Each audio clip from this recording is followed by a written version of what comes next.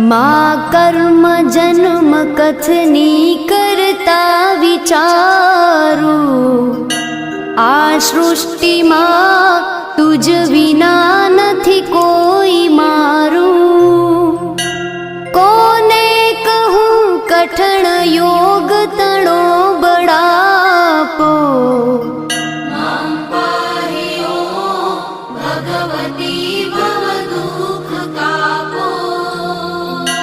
हूँ काम क्रोध मद मोह थकी छकेलो, आडंबरे अति घणो मद थी बकेलो।